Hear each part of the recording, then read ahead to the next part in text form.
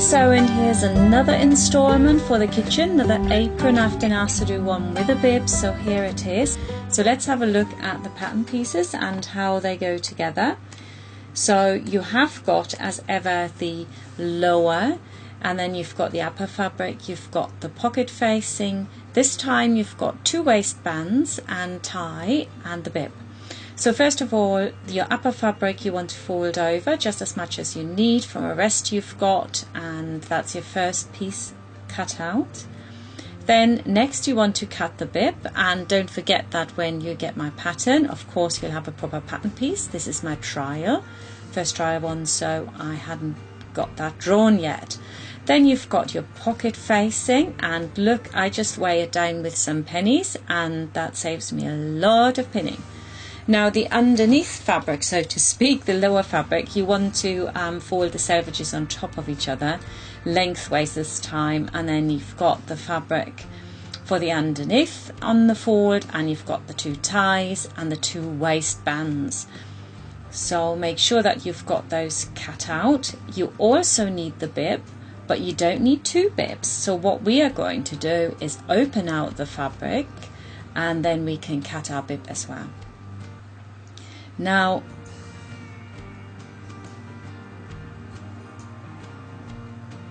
we also need some strips, and again you will have a pattern for those, and they are for the tie that goes around the neck and for the frill which we're going to do. So you need about 2 meters for the frill, and you need about 30 to 40 centimeters for the one that goes around the neck, and you also need some bias binding. And so cut yourself 2 pieces. That bias binding is going to be for the pocket, and that's all the fabric I've got left if I only use 1 meter. But if you buy 1.20 meters, then of course you've got a little bit more spare.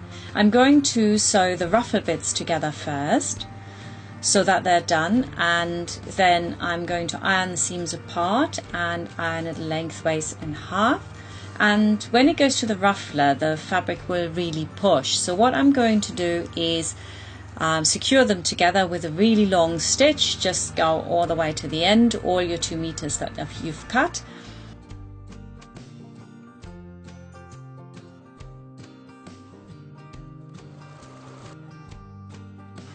And now we're going to look at the bias binding, which is stretchy, and you also have got that ironed in half. Now you want to pin your facing underneath the pocket, and you attach the bias binding to the pocket facing and obviously the top fabric, but you do it from what would be the wrong side. And you can see here that I'm holding that bias binding straight, and the fabric underneath it moves. And once you've done that, you stitch the seam allowance back towards your apron, so that gives it a really nice edge, very professional actually, so don't miss out on this step. Now that you've done that, you fold over the fabric again, and just so it covers your rough edge there, and you stitch about 1 or 2 millimeters off the bias edge again, so you can see here, and that gives you the most beautiful finish, and it's really firm as well. That won't stretch at all. And now we can sew the pockets in completely. So what we want to do is pin the pocket all the way around, all the way to the top, and you can get in really easily. Put 1 pin at the top, just make sure that it's nice and smooth, and you're going to sew that in.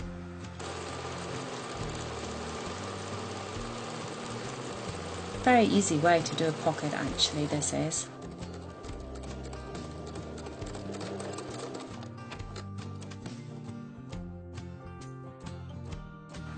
So now we're going to do the tie for the bib.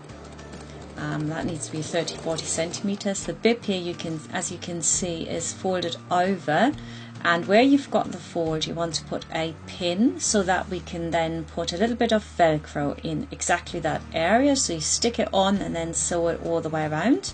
And on the other side, you're going to put your tie that you've just finished, and you're going to sew it first facing down, so you've got the rough edge facing upwards, and then you turn it up again, covering that now rough edge of your tie, and you sew across it again, and that finishes it off really nicely, and it's quite easy. So there, put a pin in so that you can catch the tie when you sew the bib together. And we're going to now sew the top part on top of our lining, and we sew all the way around, apart from obviously the lower edge stays open, that's going to be attached to the waistband. Cut your seam allowances back where you've got the curves, turn it inside out, and you've got it all ready to go. Now I've ironed it as well, and I'm going to do some top stitching here. It's a triple stitch I'm using, and on my sewing machine it's just by turning the dial, but if you have a Genobi or a Husqvarna, there's a separate stitch for it. You just have to find it, and it goes backwards and forwards, but it makes your stitching look really thick and embroidery, and it's really lovely. So the next step then obviously is to start at the top and sew all the way down the side of the bib, and the bib's finished. First finish the waistband with a tie so that you can hang up your apron. I've been told, but where will I hang up my apron? On the other one I did, so this is where you do it. And I'm going to do a little cross across there as well, so it looks quite nice, and my happily ever after ribbon I've sewn through the middle as well.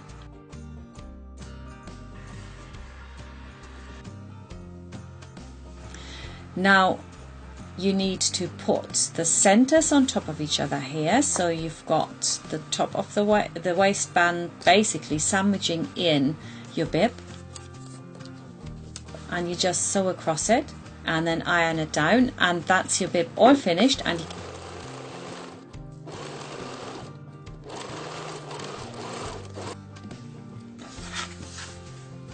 so it's all ironed and done.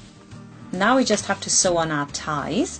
So open out your waistband, put your tie ends right sides facing on top of each other there, pin it, and then trim excess fabric if you've got some like I do here, and then it's ready to go. Sew it and then iron it apart, and we're ready to sew the ties together. And again, we want to not start exactly on the seam, but about 3 centimeters over. That makes life a lot easier. And you sew all the way down to the tip.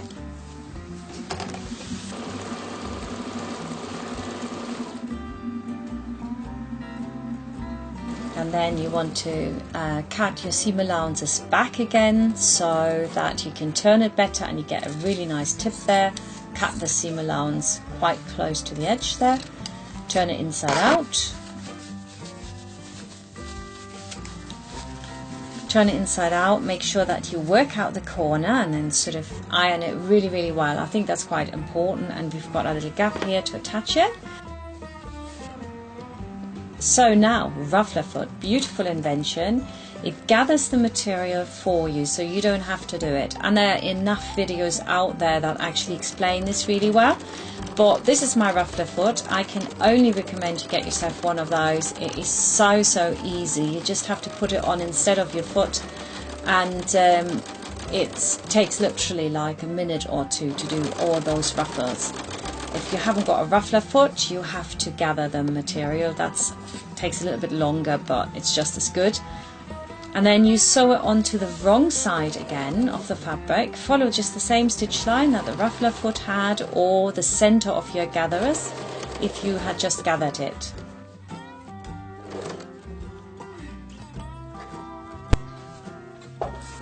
Then you can take the pins out that you put in to secure your fabric so it can't move. Cut back the seam allowance, and now we're going to stitch back the seam allowance again, and it's so important because it makes it really easy to put the ribbon on. So force the fabric apart with your hands and then stitch just sort of 3 millimeters off the edge, and that's beautiful effect actually.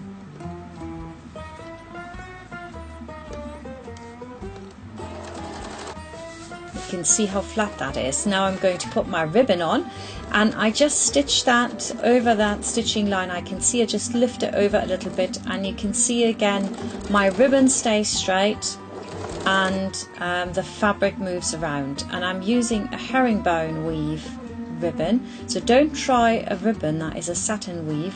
That will not go around the curve. You still have some rough edges showing in places, so cut those off, and you need to steam that corner in. And this kind of cotton herringbone weave ribbon that you can get at the haberdashers will actually steam in, and it's quite easy to go around curves. And when you buy your sweatshirts and stuff like that, you will notice from now on, especially in menswear, they use it a lot. It's a fantastic little thing to use, and it's dirt cheap. That's the other thing. It's about 10p a meter.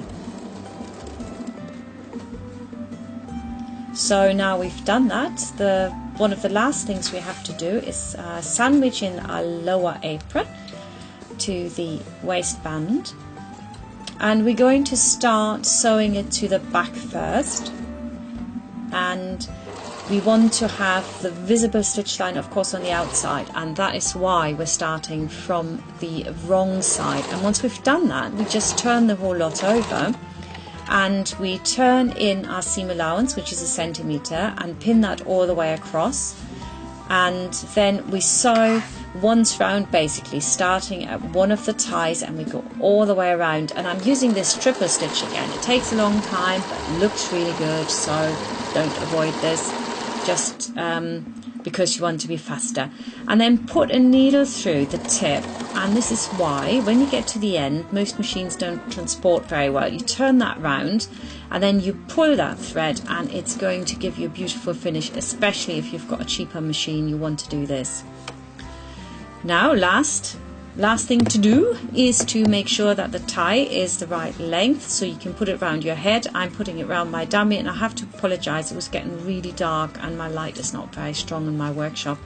So I decide where I want it to go, and then I stitch this in all the way around. And the Velcro I'm using is the one that has got some sticky backing on it, so it just sticks down, and that makes it really easy to sew in because it will not move.